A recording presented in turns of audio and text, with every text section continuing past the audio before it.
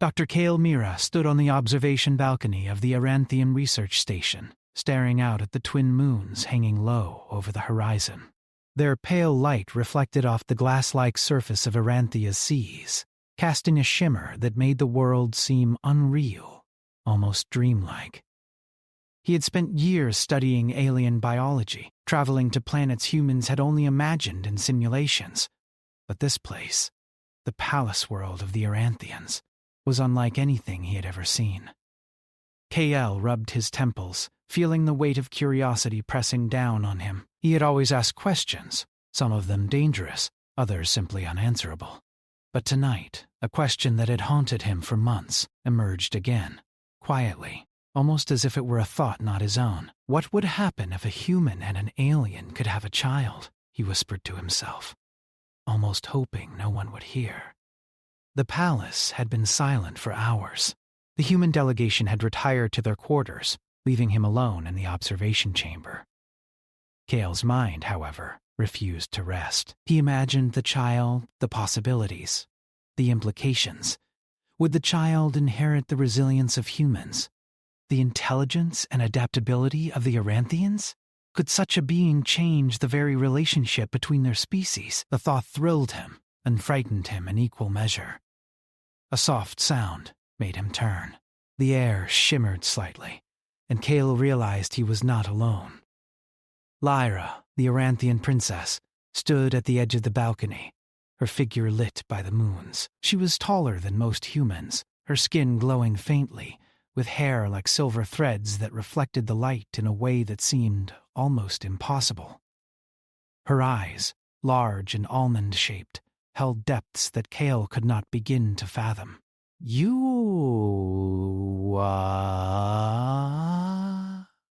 Thinking aloud again, Lyra said, her voice calm but curious. It was not accusatory, nor amused. It was simply a statement, a recognition of his wandering mind.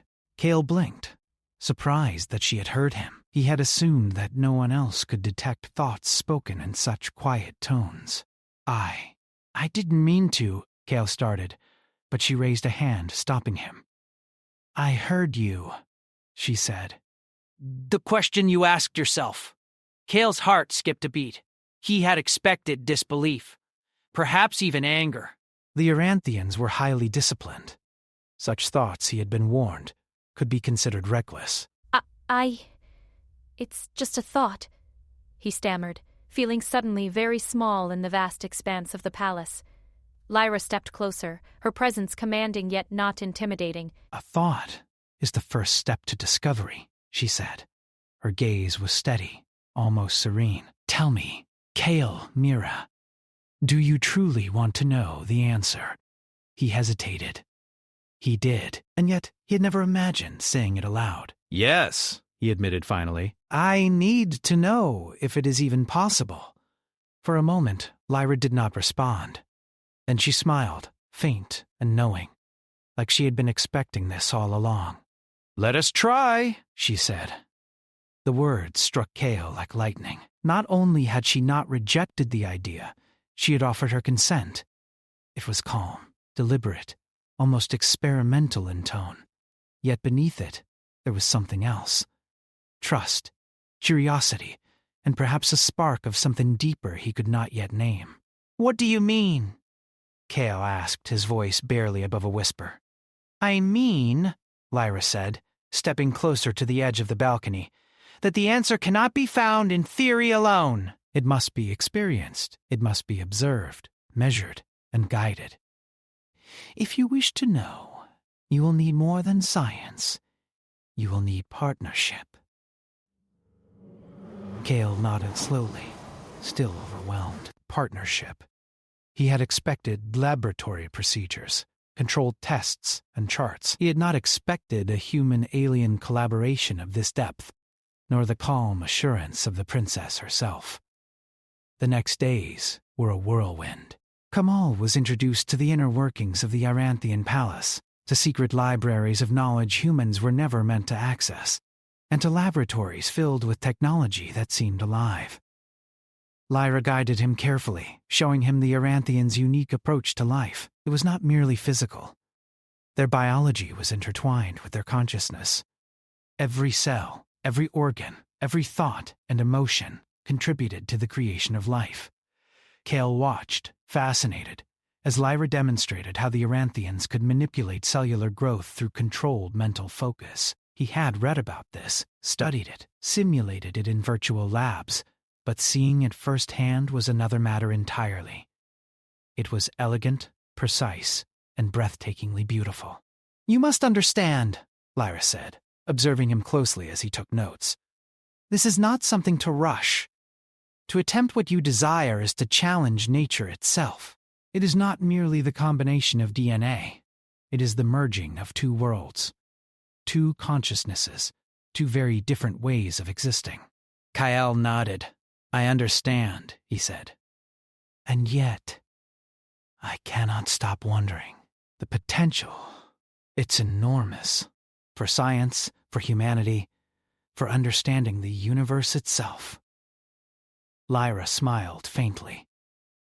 "Curiosity is a human trait," she said, almost teasingly. "Perhaps that is why you survive in a world that others find frightening. But do not mistake curiosity for readiness. To create life, we must both be ready fully. And it is not only the life of a child we must consider, but the worlds that child will inhabit." Cale found himself reflecting on her words, realizing their truth. The question he had asked himself in solitude now carried weight beyond imagination. It was not simply about genetics. It was about ethics, diplomacy, emotion, and survival. Over the following weeks, Cale worked closely with Lyra. He learned to meditate in the Aranthian way, focusing not just his mind, but his body and spirit. Lyra guided him through exercises that seemed strange at first, aligning thoughts with energy, synchronizing heartbeat with the pulse of the environment. But gradually, Cale felt a shift. He could sense life in ways he never had. He could feel the subtle rhythms of the planet, the vibrations of the air, the quiet hum of consciousness around him.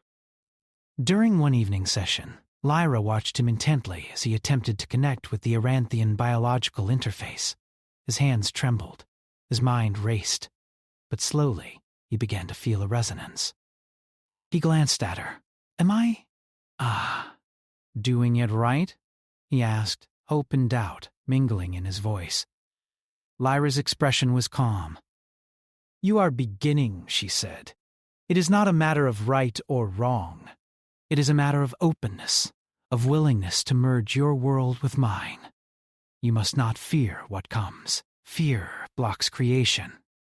Cale exhaled deeply, letting the tension slip from his shoulders. It was terrifying, yes, but thrilling in a way he had never experienced. For the first time in years, he felt truly alive, fully awake in both mind and body. The palace corridors became familiar, the strange alien architecture less intimidating, and Lyra's presence a constant guide.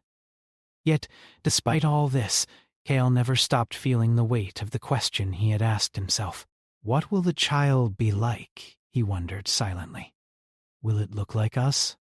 Will it feel like us? Will it belong to either world, or to both?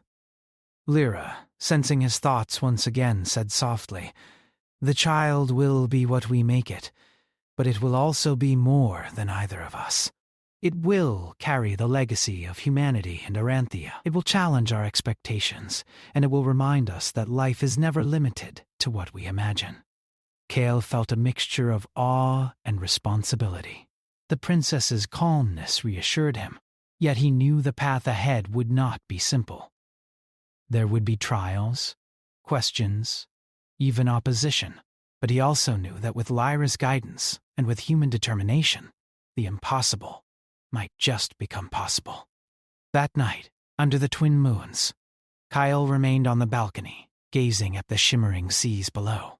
He thought of the question once more, whispering it aloud. What if a human and an alien could have a child? This time, he did not feel fear. He felt anticipation. And somewhere in the shadows of the palace, Lyra watched, her eyes reflecting the moons, calm and unwavering. "We will find the answer," she said quietly. Together? And for the first time, Kale understood the magnitude of what they were about to undertake. This was not just science. This was the beginning of something larger than either of them, something that might change the course of human history, and Aranthian history, forever. Kale Mira's life had changed in ways he could never have imagined. Each day he awoke in the palace of the Aranthians, greeted not by the sterile environment of a laboratory, but by halls filled with light, movement, and the subtle energy of a civilization far older than humanity. Lyra was always nearby, her calm presence guiding him as he navigated a world that seemed impossible to fully understand. Their work had moved beyond theory. Now it was practical, experimental, and intimately connected to the living essence of the Aranthians themselves. Kale had learned that creating life in this alien species was not a matter of simply combining cells. It was a process that required understanding, empathy, and a kind of mental alignment he had never experienced with humans. On this particular morning, Kale entered the central chamber, a vast room bathed in a soft bioluminescent glow. Plants and organic structures grew along the walls, pulsing gently as if alive. Lyra was already there, seated cross-legged on a raised platform, her eyes closed. She was meditating, focusing her mind in preparation for the day's work. Kale approached carefully, unsure of the correct gesture of respect. The Aranthians had ways of showing intention that went beyond words. When Lyra opened her eyes, she smiled faintly. "You are ready," she said simply. Kale swallowed hard. I think so," he admitted. Despite all the training, all the study, he still felt the weight of what they were attempting. This was not a simulation. This was the creation of life that bridged two species. Lyra nodded, understanding. Today, we begin the next stage. You must align not only your mind, but your emotions. Fear or hesitation will disrupt the process. You must trust yourself, and you must trust me. Kale took a deep breath and stepped onto the platform beside her. He could feel the subtle vibrations in the air, the living pulse of the chamber. The Aranthians had taught him to sense these energies, to harmonize with them. And now he could feel a connection that went beyond sight or sound. It was as if the room itself was aware of his presence, reacting to his thoughts and intentions. Lyra reached out, her hand brushing lightly against his. The contact was not startling, though it sent a ripple of warmth through him. "Focus," she said softly. "We are creating life. We are shaping the future." Let go of doubt. Kale closed his eyes, concentrating on the instructions she had given him. He envisioned the merging of their biology, not as separate entities, but as a single, harmonious whole. It was unlike anything he had experienced. In his mind, he saw cells intertwining, DNA strands weaving together in patterns that were both alien and familiar. He felt the rhythmic pulse of Lyra's energy, matching it with his own. And for the first time, he sensed the possibility of creation. Hours passed in this state of focus. Kyle lost all sense of time. There were no distractions, no sounds, other than the soft hum of the chamber and the beat of his own heart.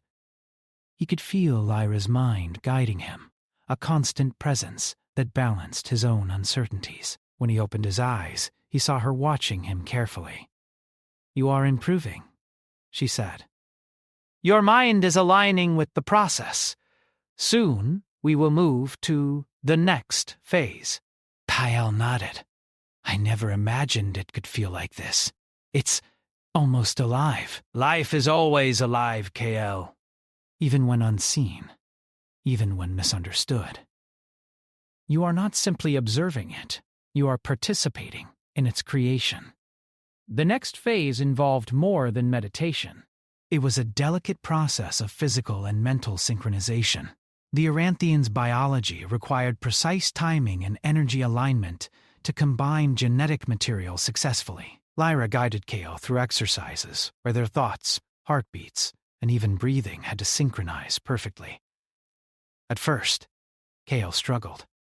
His human instincts fought against the rhythm, his mind racing with fear and excitement.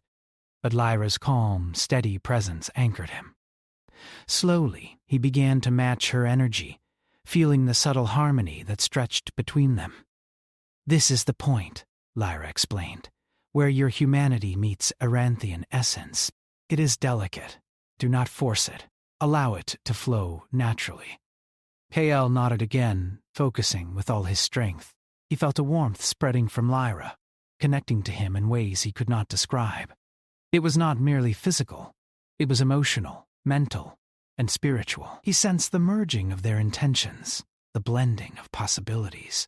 And then it happened. A spark of awareness flickered in the chamber. Small at first, like the first light of dawn. Kael felt it in his chest, a new presence that was neither him nor Lyra, but something emerging between them. He opened his eyes and saw Lyra smiling faintly, her gaze serene and full of pride. "Do you feel it?" she asked. "Yes," Kael whispered. "It's real." The spark grew, pulsing gently, radiating warmth and light. Kael realized with awe that it was the beginning of life, the hybrid consciousness forming. It was small, fragile, yet already aware. He could sense its potential, its curiosity, and its intelligence. For hours, they maintained this delicate connection, nurturing the emerging life with thoughts, focus, and care. Kael learned to read its subtle signals, responding with intention. Lyra taught him how to guide it without imposing, to provide structure without dominance. "This child," she said softly, "will inherit both of us, but it will also be its own being." "You must respect that." Kael nodded, understanding the gravity of her words. The child was not an experiment, not a tool. It was a new life, a bridge between two species, a possibility that could change everything. Days turned into weeks. Kael and Lyra continued the process, adjusting their methods as they learned more. The palace was no longer intimidating. It was a sanctuary for creation. Kael marveled at the complexity of Aranthian biology and at the patience of Lyra. She never hurried, never pressured, but always guided, always observing. As they worked, Kael noticed changes in himself. He felt more attuned to his surroundings, more aware of subtle energies, and more confident in his ability to adapt. The Aranthian training had unlocked abilities he never knew he had. Enhanced perception, faster reflexes, and a deeper understanding of both life and consciousness. Lyra observed these changes silently, occasionally offering encouragement. "You are growing, Kael. Not just as a scientist, but as a participant in creation. This is as important as the life we are nurturing." One evening, after a particularly long session, Kael and Lyra sat together on the balcony overlooking the bioluminescent gardens. The child's consciousness, still small but developing, pulsed gently in the chamber below. Kael felt a mixture of exhaustion, awe, and exhilaration. "It's incredible," he said quietly. "I never thought I could feel this connected to something so new." Lyra smiled, her gaze calm. "Connection is the foundation of life, Kael. Humans often overlook it. You see patterns, data, outcomes, but you forget that life is a conversation, a relationship, a trust." Kael considered her words. It was true. He had spent years analyzing, calculating, and observing. But this was beyond analysis. It was empathy, understanding, and cooperation in its purest form.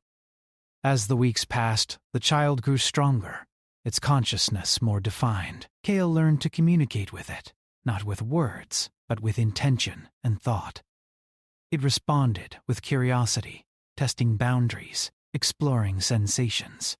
Each day brought new revelations, new abilities, new understandings, and new questions. One morning, Kael awoke to find Lyra watching him. "It is responding differently today," she said. "You may notice it is more aware, more conscious of you." Kael entered the chamber cautiously. The child's consciousness pulsed in response to his presence. a gentle, luminous pattern in the air. He reached out mentally, and for the first time, the child acknowledged him fully. It was not a mere reaction, it was recognition. Lyra watched silently. This is the moment you have been preparing for. It sees you as part of its world. You are not merely an observer. You are a guardian, a guide, and a companion. Gale felt a wave of emotion he had never known. Pride, wonder, and a deep sense of responsibility washed over him.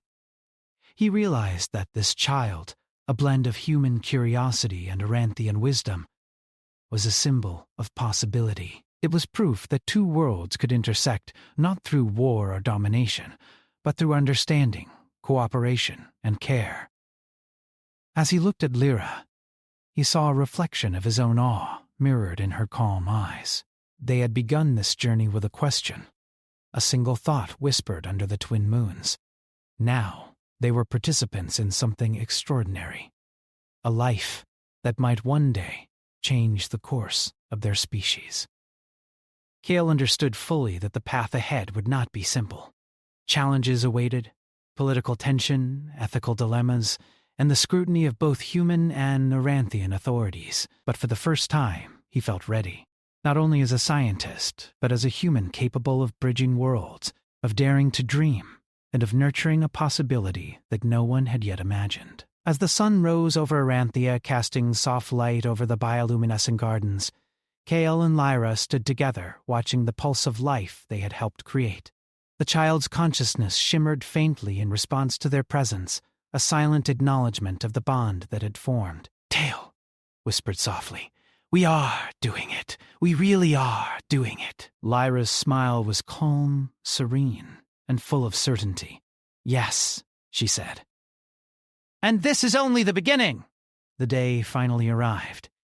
Cale and Mira stood at the edge of the central chamber, watching the gentle glow of the bioluminescent plants that lined the walls.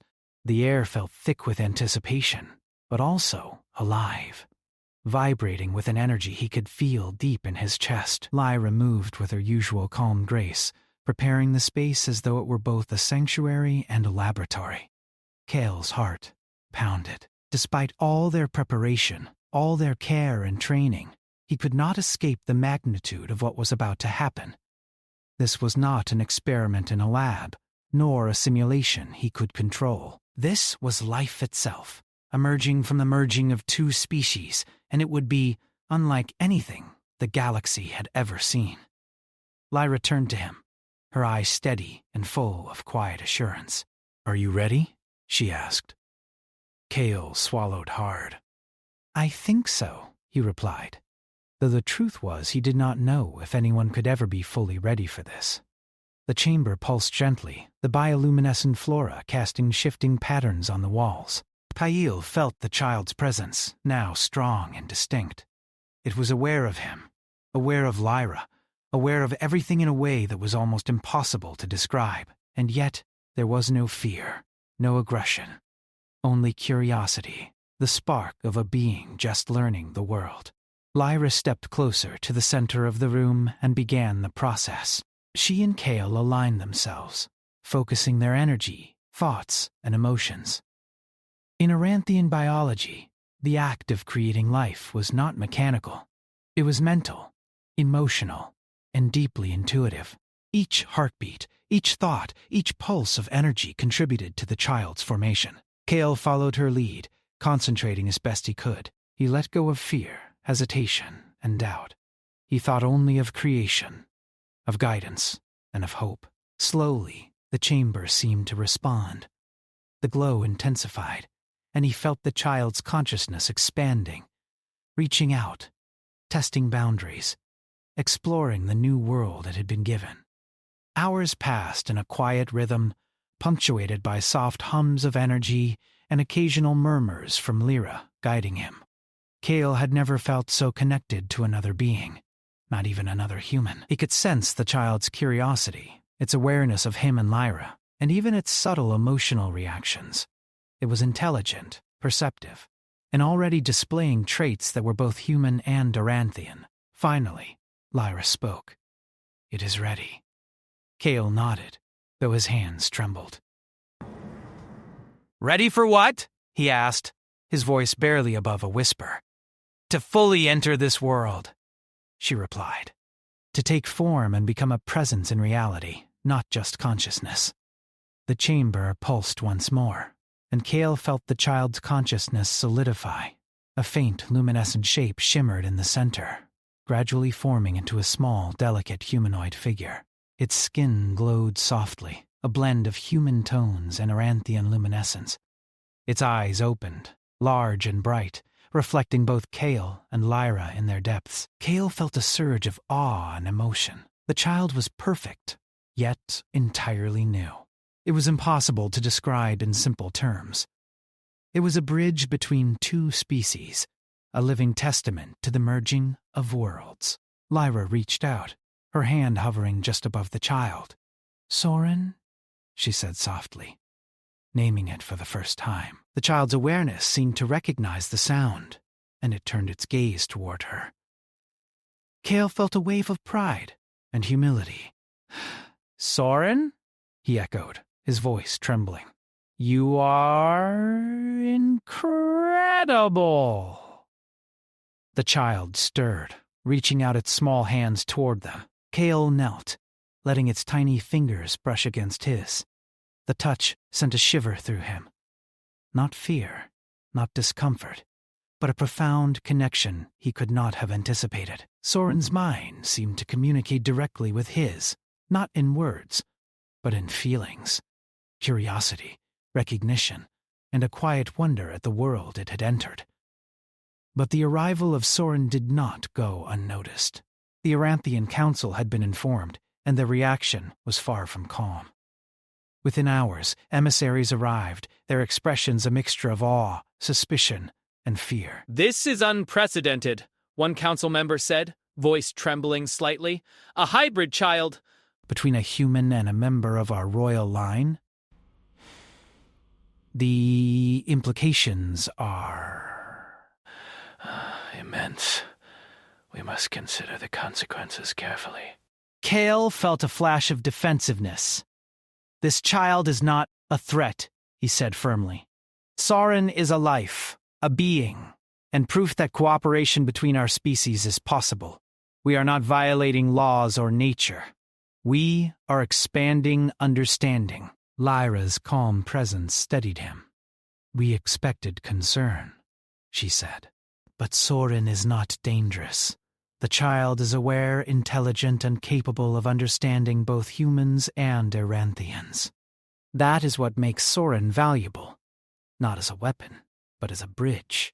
The council murmured among themselves. Some seemed intrigued, others fearful. Kael realized that this was only the beginning. The child's existence challenged centuries of tradition, prejudice, and expectation.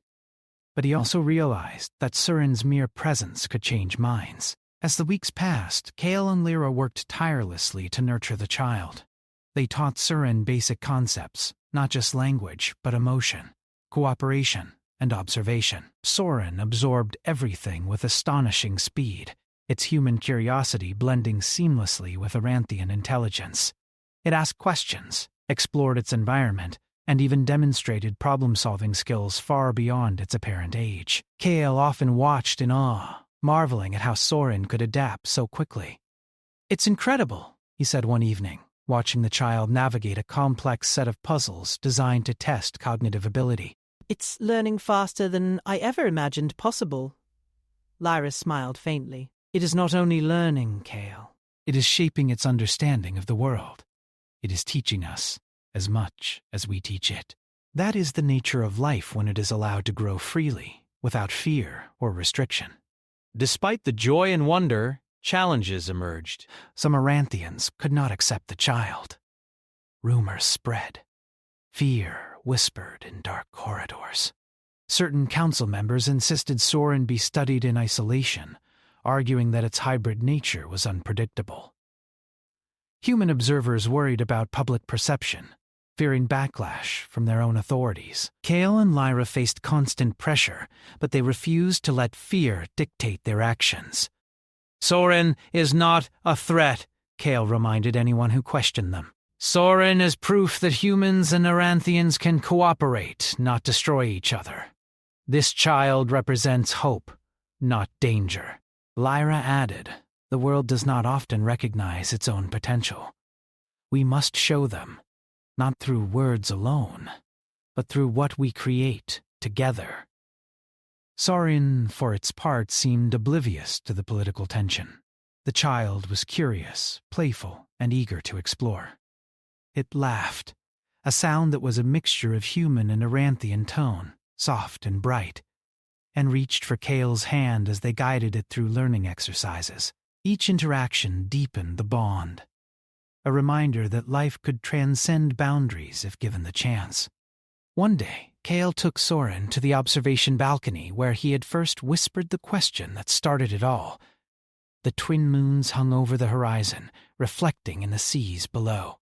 The child's eyes widened in wonder. Moons, it said.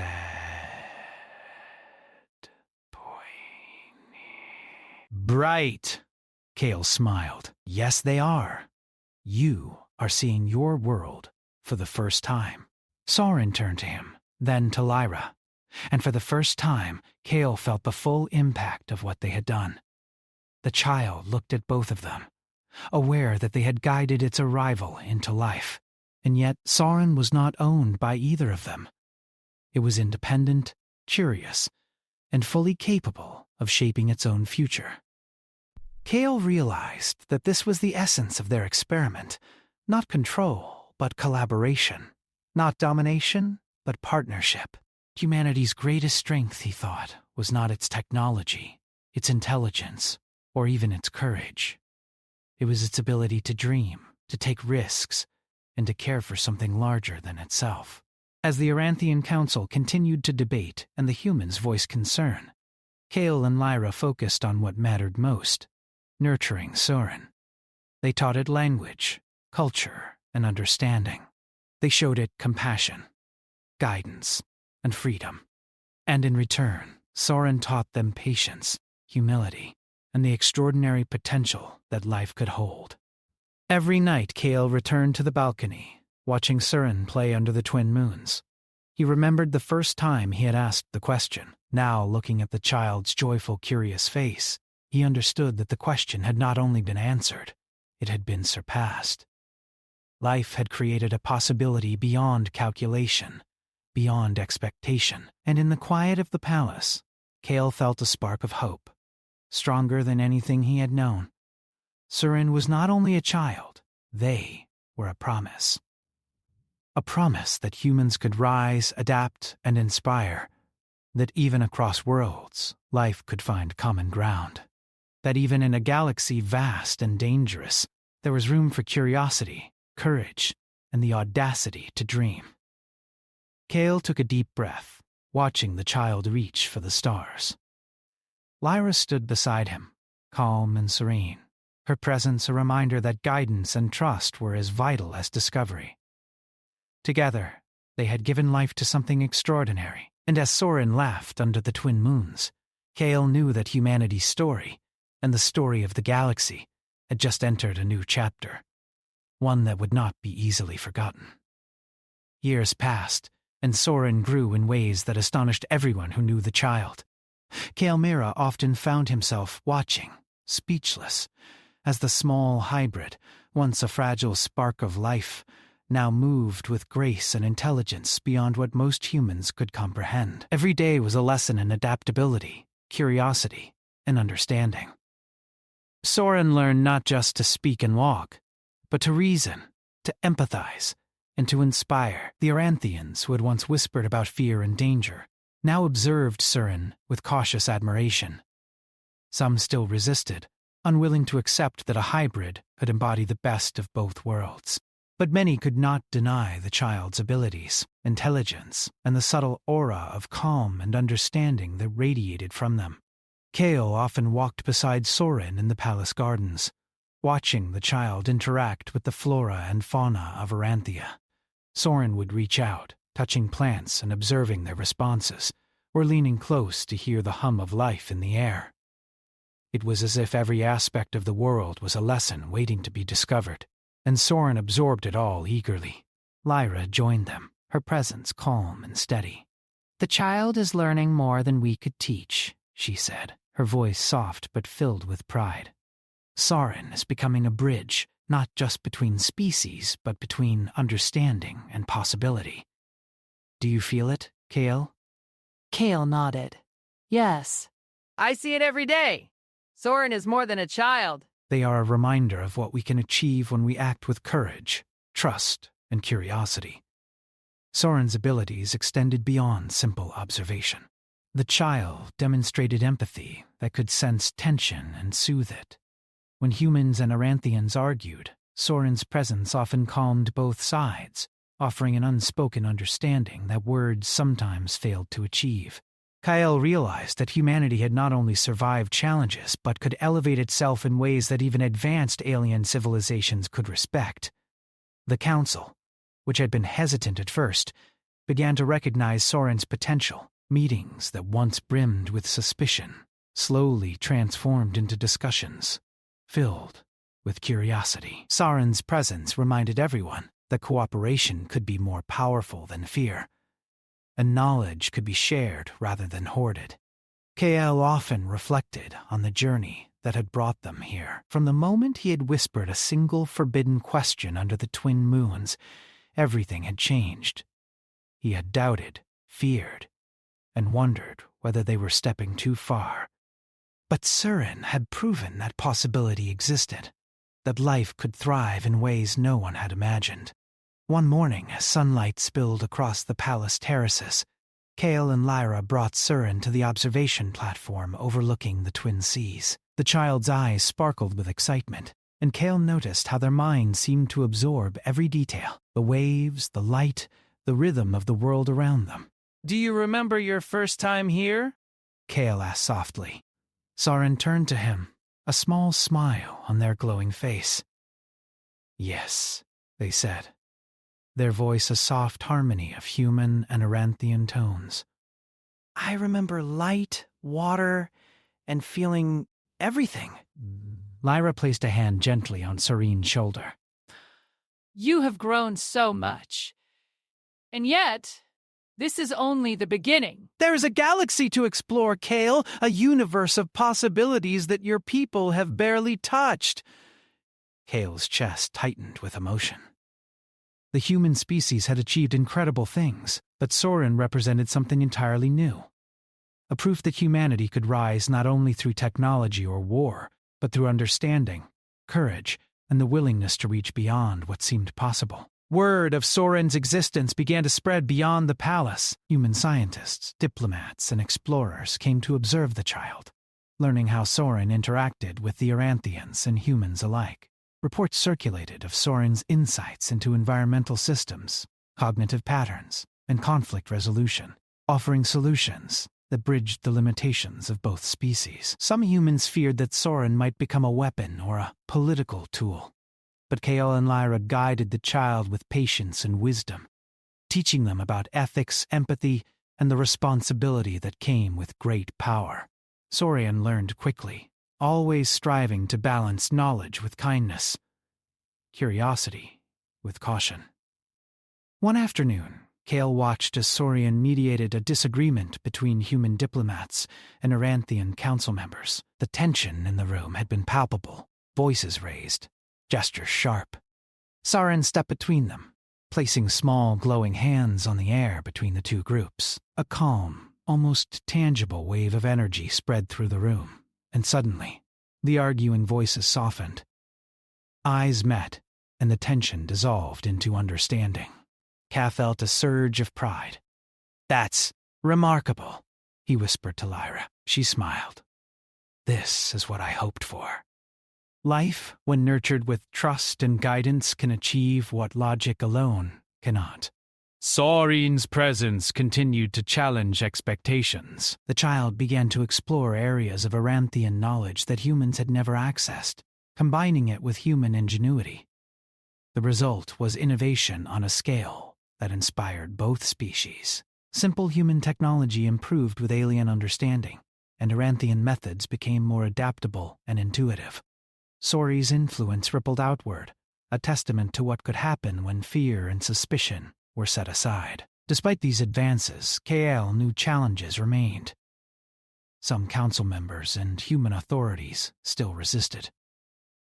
They feared the unknown, the power Sorin represented, and the implications of a child who did not belong solely to one world. Kale and Lyra faced questions, doubts, and even threats, but every time they looked at Sorin, they remembered why they had started this journey. Not for power, not for fame, but for hope. The child's growth was not only intellectual, but emotional. Sorin learned to express joy, empathy, and courage in ways that inspired everyone who encountered them. Humans who had once doubted, or Aranthians who had resisted, now looked at the child with awe, understanding that life could be more than survival. It could be transformation. Kale often found himself reflecting on the journey, walking with Sorin under the twin moons. "Do you know why we started this?" he asked one evening. Sorin tilted their head, glowing faintly in the moonlight. "You asked a question," they said simply. "A question about possibility. About humans and Aranthians. About life." Kale smiled, feeling a mixture of pride and humility. Yes. "But I never imagined it would lead here. To you." To this, Tharin looked out over the shimmering seas. "We are many things," they said. "Human. Aranthian. Something new. But most of all, we are hope." Lyra's hand rested gently on Kale's shoulder. "And that is the greatest gift we could offer the galaxy. Not weapons, not control, not dominance.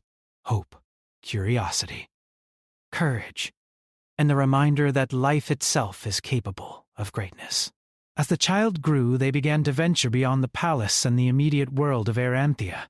Guided by Kale and Lyra, Sorin visited other human colonies, shared knowledge, and demonstrated what cooperation could achieve. Everywhere they went, humans and aliens alike were inspired by Sorin's presence.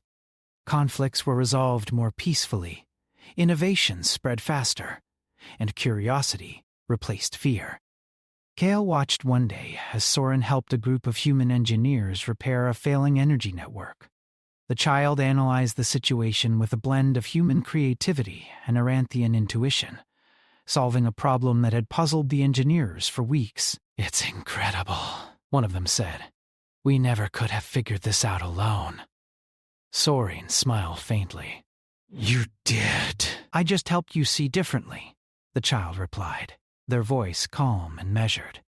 Kale realized that this was the essence of humanity's potential, the ability to collaborate, to adapt, and to rise above limitations.